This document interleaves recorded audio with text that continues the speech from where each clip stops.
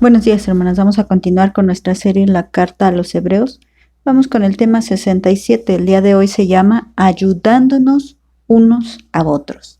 Con estos dos versículos vamos a terminar la sección de la exhortación del escritor a mantenernos en la fe y lo que tiene que ver. No hemos terminado con el capítulo 10, pero este capítulo se divide en tres partes y estamos en la segunda parte de la exhortación a la fidelidad.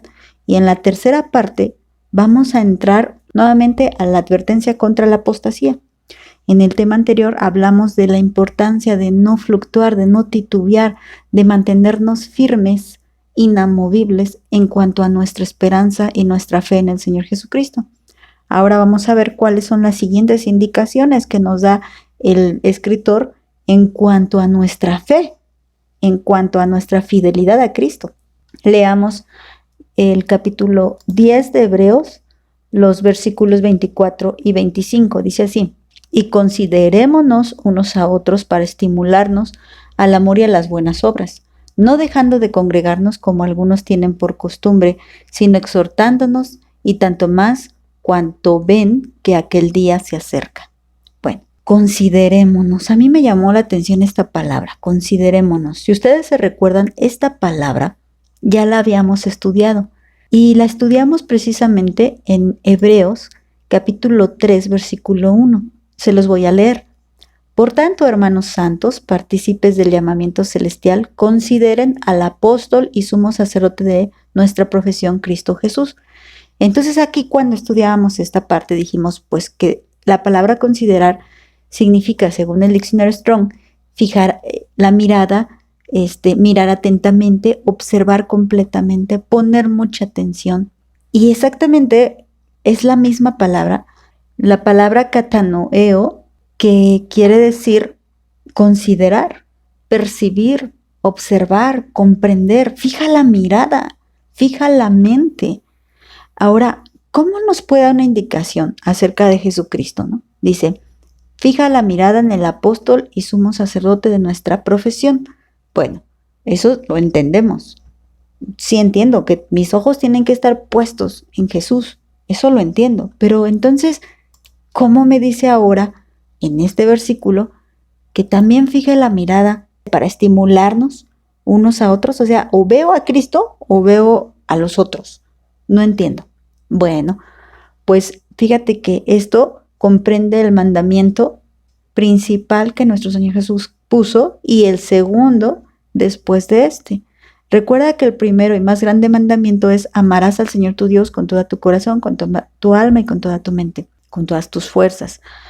Y el segundo mandamiento, dice el Señor Jesús, es similar: ama a tu prójimo como a ti mismo. Entonces, utiliza la palabra amor tanto para referirse a nuestro Señor Jesús como para referirse a nuestro prójimo. Es decir, que el amor más grande que debo de tener obviamente es a Dios, pero como Dios es amor, Dios derrama de ese amor en mi corazón y entonces ahora yo puedo amar a mi prójimo como a mí mismo, como a mí misma. Entonces, al contemplar esta palabra, la palabra considerar, y entendiéndola con el contexto que les acabo de decir, si tú pones la mirada fija en Dios, no te vas a convertir en una persona religiosa. Al contrario, el Señor va a dirigir tu mirada hacia tu prójimo, para que entonces muestres esa gloria de Dios también hacia los demás.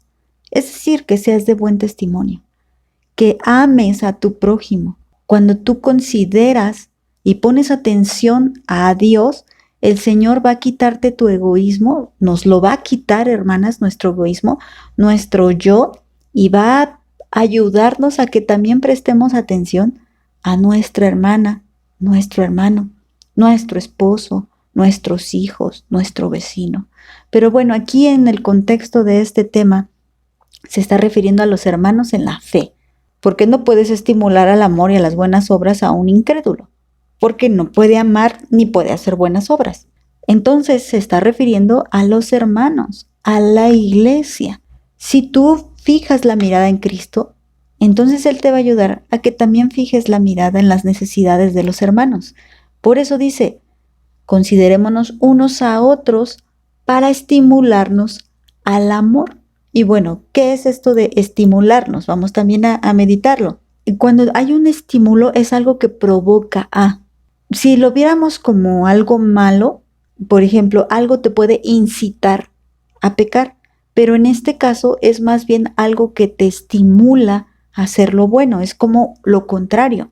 Entonces tú tienes que dejar de ver tu yo y yo tengo que dejar de ver mi yo para que entonces preste atención a las necesidades del otro y en lugar de preocuparme por mí, me empiece a preocupar y a ocupar por mi prójimo, por mi hermana en Cristo, por mi hermano en Cristo, para que entonces de esta forma, al yo dar buen testimonio y al yo amarle, lo que voy a hacer es provocar a mi hermana al amor.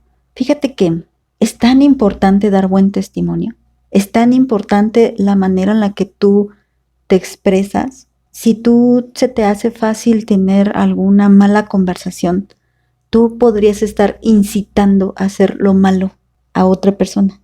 Si tú comienzas una conversación de chisme o de desacuerdo o de queja, tú estás incitando a lo malo a otra persona. Seamos responsables de lo que hacemos, porque o incitamos al mal o estimulamos al bien. Y el mandamiento, porque no es una sugerencia, el mandamiento aquí es que nos estimulemos al amor y a las buenas obras. Es un mandamiento. Considérense, preocúpense los unos por los otros, deja de mirar solo por ti.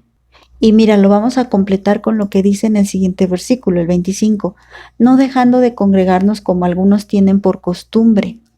¿Por qué, hermanas? Porque cuando uno le da lugar al pecado y empiezan las quejas, las inconformidades, y ya no me pareció que fulanita dijo esto, no me pareció lo que dijo sutanita, ni cómo me miró, ni cómo iba vestida, y qué cosas trae. Todo esto empieza a incitar al mal, empezando por mí misma y contaminando a los demás. ¿Y qué es lo que provoca el incitar el mal? Que se dejen de congregar. Eso es lo que provoca. Muchas ausencias en el día de hoy en el grupo ha sido por incitaciones al mal, por inconformidades, por quejas, por pleitos, por envidias y, como dice Santiago, por toda obra perversa.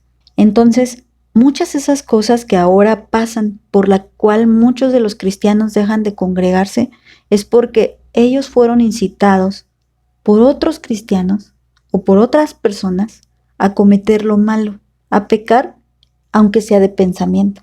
Hoy las redes sociales están llenas de porquería, hermanas. Y nosotras no debemos dejarnos llevar incitadas por el mal que esas porquerías traen en las redes sociales. Música mundana, adulterio, sensualidades, groserías. Y todo esto lo sentimos como parte necesaria de nuestra vida cuando no lo es. No lo es. No lo necesitamos. ¿Podemos ser sabios, usarlo bien? Sí, pero si no eres sabio para usarlo bien, ni siquiera lo uses. Porque todo esto, tarde que temprano, dará un resultado. Y el resultado es dejar de congregarte. Como no hubo amor, primeramente a Dios y luego a tu prójimo, no hubo estímulo al amor, no hubo estímulo a las buenas obras, pues por lo tanto se dejan de congregar. Y entonces dice, no hagan esto, sino al contrario, exhórtense. ¿Y qué es exhortarse? La exhortación tiene que ver con una llamada de atención fuerte, no con la voz suavecita que estoy diciéndoles ahorita, no, sino una llamada de atención fuerte. ¡Ey, despierta! ¿Qué te pasa? ¿Qué estás haciendo? Estás incitando al mal, cuando tú como hija de Dios deberías de estimular al bien, estimular al amor y a las buenas obras. ¿Por qué? Porque el día se acerca. Acuérdate que los malos y los perversos toman por tardanza la venida del Señor. Pero los que somos hijos de Dios sabemos que el día se acerca. Y si no nos toca verlo con nuestros propios ojos, el día de nuestra muerte se acerca. Cada día estamos más cerca del día de nuestra muerte. Y nosotras perdiendo el tiempo, incitando al mal, incitando a la impureza mental, sexual, espiritual, de todo tipo. cuando si realmente somos cristianas deberíamos de mantener inamovible nuestra fe, de tener una limpia conciencia, de tener un cuerpo lavado, que quiere decir que ha sido limpio de pecado, que no vas con tus manos sucias o tus pies sucios o tu boca sucia de las malas palabras que dices o que no sé qué cosas tocaste o no sé por qué lados anduviste. No vamos con nuestros pies sucios, por eso vamos al agua pura a lavarnos, no dejando de congregarnos, porque nos damos cuenta de que el día se acerca. Y mira, un regaño fuerte, el de Pablo, vamos a consultarlo. Romanos capítulo 13, versículos del 11 al 14, dice así: y esto, conociendo el tiempo, que es ya hora de levantarnos del sueño, porque ahora está más cerca de nosotros nuestra salvación que cuando creímos. La noche está avanzada y se acerca el día.